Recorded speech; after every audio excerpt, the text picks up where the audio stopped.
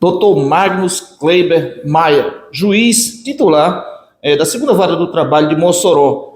Doutor, você é de Mossoró mesmo, do Rio Grande do Norte, ou de onde é que tu é? Então, primeiro uma correção no nome do homem, né? Magno. Ah, é Magno. Isso, Magno. Não, eu sou paraibano, nascido em Catolé do Rocha. E veio para o Rio Grande do Norte quando? Olha, se eu disser, vou revelar a minha idade, mas enfim. Não, eu estou aqui por volta de, assim, há cerca de 40 anos, eu estou já rodando aqui pelo Rio Grande do Norte. Ou seja, estudou e se formou aqui? Sim. Quando a minha família veio para cá, a gente se estabeleceu na região do Vale do Açu. Meus pais moravam lá, no sítio. Qual cidade?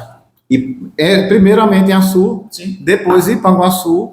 Quando eu estava fazendo faculdade, aí meus pais se mudaram para Açu novamente, e foi lá que eu fiquei residindo até o final da faculdade, que eu fiz no curso de Direito da UERN, aqui em Mossoró. Você é formado aqui da UERN, Mossoró? É aluno da UERN? Sou aluno da UERN, com muito orgulho. Fruto da UERN, né? Fruto da UERN, exatamente. A minha turma terminou no ano de 1999, colamos grau em fevereiro de 2000. Chegou a atuar na advocacia?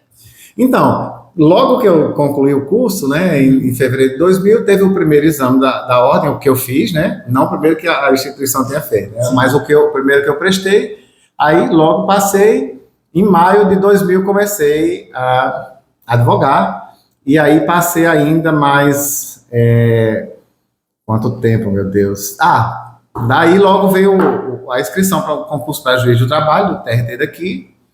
9 meses depois já tinha saído o resultado, foi aprovado no primeiro concurso que fiz, e ao todo eu advoguei por 2 anos, até ser chamado. Então já faz mais de 10 que está atuando como magistrado do trabalho. Há 22 anos, na verdade. 22 anos já se passaram. 22 anos se passaram já, verdade. Agora em junho fez 22 anos.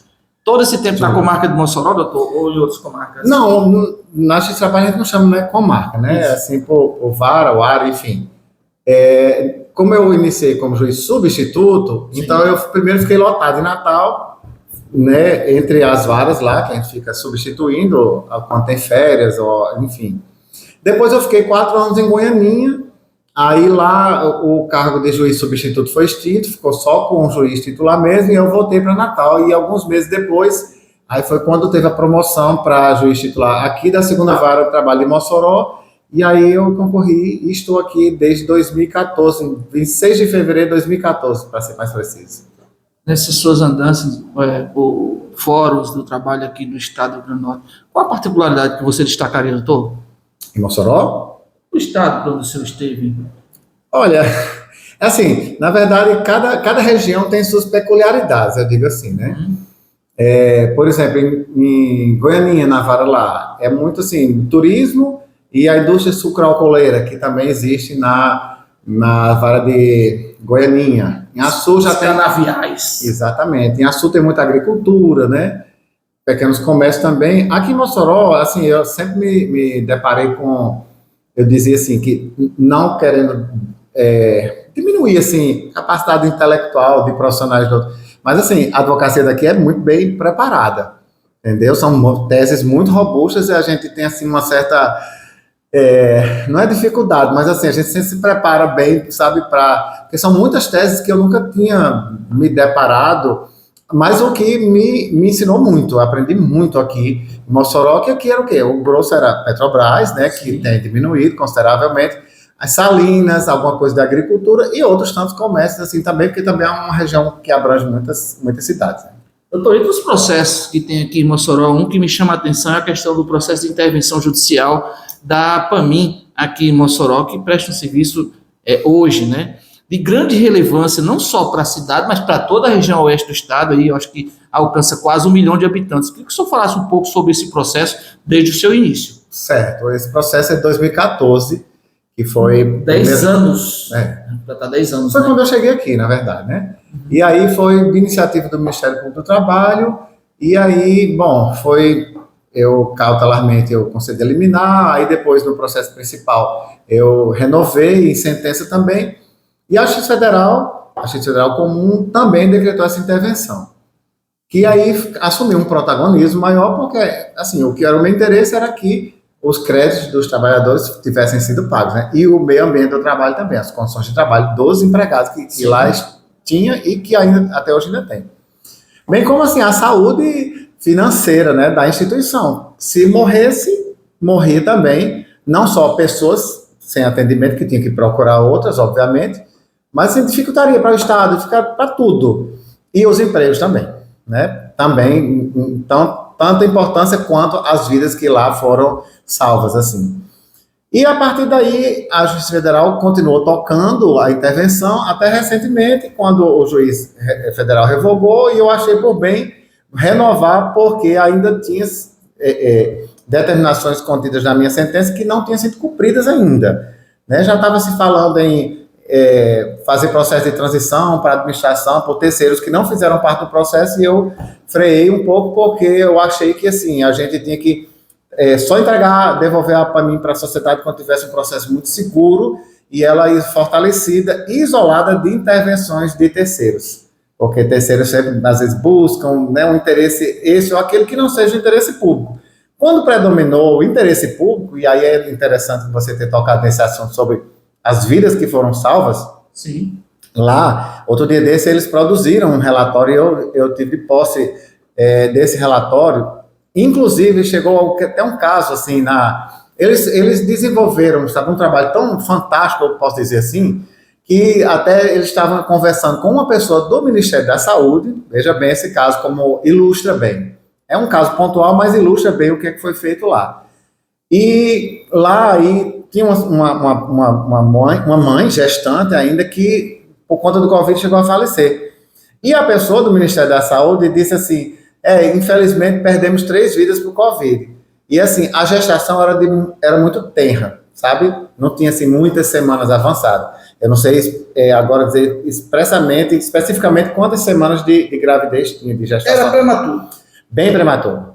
E lá eles tinham tecnologia para isso, para salvar. Aí a pessoa disse lá do Ministério, disse assim, pena que perdemos 3 vidas. Não, só perdemos a vida da mãe, porque realmente não deu. Vocês têm tecnologia, tiveram tecnologia no Nordeste, no interior do Nordeste, para salvar a vida de 2 crianças, assim, tivemos, inclusive depois as crianças foram devolvidas para a família da senhora lá, da moça que tinha falecido. Então, isso é só um exemplo que ilustra tantos outros casos, inclusive durante a pandemia, que a gente pode dizer que foi possível graças a, desde um trabalho de intervenção, certo? Que afastou interesses outros que tinham e deixou isolada. A justiça ali intervindo, claro que não é uma situação ad eternum, mas pelo menos até a gente ver que está seguro e isolado desses interesses terceiros, interesseiros, digamos assim, interesses interesseiros, porque às vezes as pessoas podem ter o interesse em ajudar, mas o interesse altruísta e não egoísta. Então, assim, a quantidade de vidas que foram salvas, você falou assim, mais de 1 milhão de pessoas. Na verdade, a APAMIM já recebeu casos complexos, inclusive de outros estados, inclusive de Natal, que lá não tinha tecnologia suficiente para salvar a vida de uma criança, um bebê que tivesse assim tão tenro e numa situação tão, como é que eu posso dizer, crítica, sensível. E nós fizemos isso, recebemos atendimento de pessoas de longe, para nós, que eu digo assim, por conta da intervenção, né? Os profissionais da APAMIM, junto com o aparato que tem lá, e todo o corpo das pessoas que trabalham lá. Então, assim, aí eu ressalto, por que não continuar a fazer isso? A importância disso, não só manter os empregos lá, que são mais de 500 pessoas. Eu acho que até muito mais do que isso, 500 eu estou jogando assim por baixo, diretamente sendo pagas salário ou prestador de serviço, assim, é muito dinheiro que gira através dessas famílias que trabalham lá, mas também, e talvez num grau de importância muito maior, as vidas que são assistidas, que são verdadeiramente salvas lá. Para mim foi um referencial aqui no tratamento contra a Covid.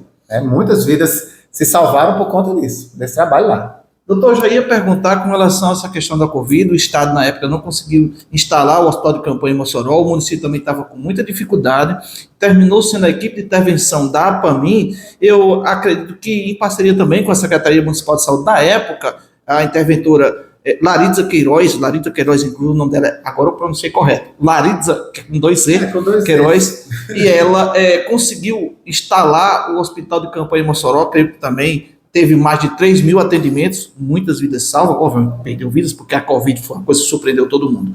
É um ponto que, um resultado social, acredito que foi muito bom. Queria citar outra coisa também, eu vi um relatório agora, também recentemente, lá da APAMIN, acompanho isso desde o princípio, onde se faz 20 partos por dia, mais de 7 mil por ano, e 25% desses partos são prematuros ou com baixo peso, que exatamente atinge naquele ponto que o senhor acabou de falar, que tem a estrutura da UTI neonatal, do berçário, do canguru, do follow-up, após o bebê sair da maternidade, mesmo pesando mais de 2 quilos, ele fica lá sendo atendido gratuitamente por 2 anos até pegar o peso e ter a segurança de crescer com saúde. Eu queria que o senhor me comentasse sobre isso. Como é que o senhor se sente enquanto juiz numa situação como essa, vendo um resultado tão positivo? O que diz, né? Os fins justificam os meios, não que os meios tenham sido escusos. Mas, assim, quando a gente chega ver o produto final do trabalho, é que a gente, assim, fica muito feliz. Eu acho que é como um agricultor que pega uma terra bruta e vai arar e planta, e quando ele está colhendo o fruto, todo o suor e todo o sangue derramado valeu muito a pena. Faço, né, coro a todas essas pontualidades que você fez, assim. Mas, inclusive, eu citaria até um pouco mais. 2 trabalhos, inclusive, que eu acho importantíssimos lá. Sim. Primeiro que eles já estão, aliás, 3 no caso, eles já estão começando a prestar atendimento odontológico, inclusive, que não é o objetivo inicial, né? Para crianças, inclusive, com autismo, entendeu? Que tem o transtorno do espectro autista. Um trabalho fantástico, interrompendo o senhor fala, do Dr. Junei Canuto com a outra odontóloga. Isso, exatamente. Tem mais outros 2 aspectos extremamente positivos que eu queria citar. Uma, por exemplo, é que para mim mantém lá, e eu acredito que seja até um convênio com o Tribunal de Justiça, uma pessoa que fica lá, a criança já não sai mais de lá sem certidão de nascimento. Se o pai vai lá e faz o registro, é lá mesmo na PAMIN. Se não faz o registro, já intima, já para vir para fazer o exame de DNA, a criança não sai sem o registro. E outra também é a parceria que eles têm mantido com o Ministério Público Estadual para facilitação de adoções de crianças que foram deixadas lá. Então, assim, foi um trabalho. Você imagina o ganho de crianças, ao invés de ficar soltas aí, sem família, já se encaminha para a adoção. Essa criança tem um mínimo de sofrimento, ou pelo menos amenizado, para chegar para um outro lar substituto, onde vai ser acolhida, onde vai ser amada. O ganho social que tem para a sociedade como um todo é incalculável. E para essas crianças, então, o ganho pessoal é infinito. Doutor, eu imagino que seja realmente muito satisfatório para o senhor nessa condição, gratificante a condição de juiz, estar à frente de um processo como esse. Agora, falando como um todo, hoje, agora a pessoa do doutor Magno Weber, agora eu pronunciei corretamente, está com o coração assim, satisfeito com o trabalho como um todo? O senhor está no ponto certo, no canto certo? Olha, eu digo que é uma advocacia, a magistratura, a vocação, né? A vocação, eu digo advocacia, porque eu comecei como advogado, né? Era uma profissão que eu amava. Eu tinha muita liberdade criativa, assim, às vezes passava 3, 4 dias redigindo a petição e criando tal. Mas, enfim, a magistratura é um sacerdócio, né? Isso. Eu tenho uma amiga que diz que, assim, fecha-se uma porta aqui e fecha-se outra ali, porque a gente segue um caminho muito estreito, porque você não pode escolher o processo que vai julgar, você não pode pender para um lado nem para outro, então tem que ter um equilíbrio emocional, tem que ter um equilíbrio em tudo que se faça, né? Na X-Trabalho existe, inclusive, por conta do princípio da celeridade, da concentração dos atos, exige que muita coisa seja decidida de imediato e fundamentada, o que exige, né, uma capacidade de raciocínio muito grande. Mas, assim, quando eu digo assim, eu acredito que eu nasci para isso, eu me encontrei na magistratura. Então, sou muito feliz. Você está feliz? Estou. Não, cara aqui da pessoa com 50, com cara de 30, né? Que coisa boa, coisa boa, coisa boa. Toda profissão tem seus percalços. Todas. Porque senão o mundo seria perfeito. E quando for perfeito, na vida de qualquer pessoa que estiver perfeito, não tem mais sentido a gente estar aqui nesse plano, né? Então, tudo tem seus percalços, mas eu também digo que tudo é um motivo para um aprendizado. É uma coisa que eu tenho até posso fazer propaganda do meu blog? Pode, não deve. Tem um canal no YouTube chamado Crônicas de um Profeta, que lá tem toda a explicação de como eu cheguei a este nome.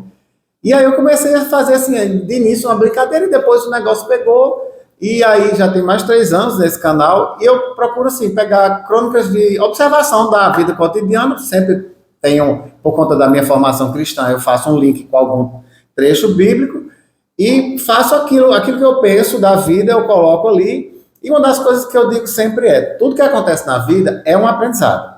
Até o que a gente erra ou o que a gente acerta. O que a gente acerta, beleza. O que a gente erra significa para não errar mais, mas aprender com aquilo, e até com o que a gente erra ou que a gente sofre, serve de lição para outras pessoas que a gente vê que estão indo no mesmo caminho ou que estão sofrendo por uma coisa que a gente aprendeu a suportar a dor e aprender o significado daquilo e tocar em frente, agradecer a Deus a vida.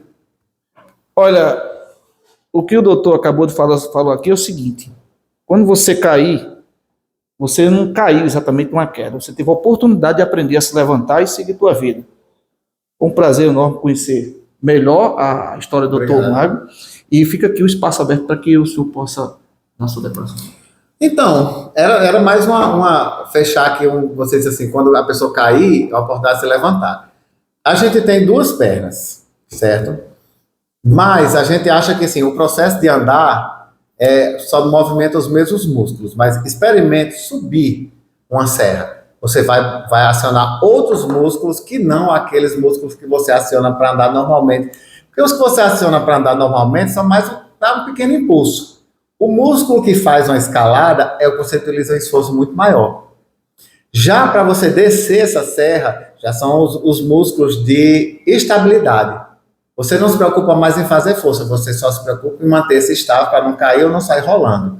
Então, assim, é a mesma perna, é o mesmo conjunto de músculos, mas você usa de forma diferente ou músculos diferentes a depender de onde você vai, de se está subindo ou descendo. Então, assim, aproveitar os momentos da vida. Quando você está em cima da serra, você já não tem mais o que para onde subir, você chegou no topo.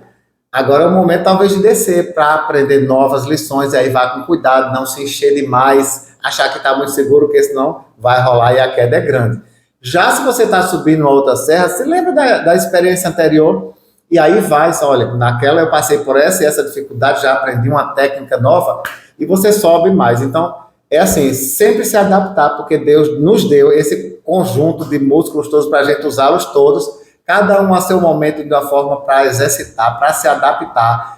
Deus não vai deixar a gente prostrado no chão porque tem um músculo de se levantar e tem um músculo de cair também. É só a gente agradecer, se levantar, bater a poeira, tomar um remédio para alergia, porque a poeira sobe, né, da rinite, e seguir em frente. É isso aí. Olha, o canal vou deixar aqui na descrição para que você possa também acompanhar a lição desse cara.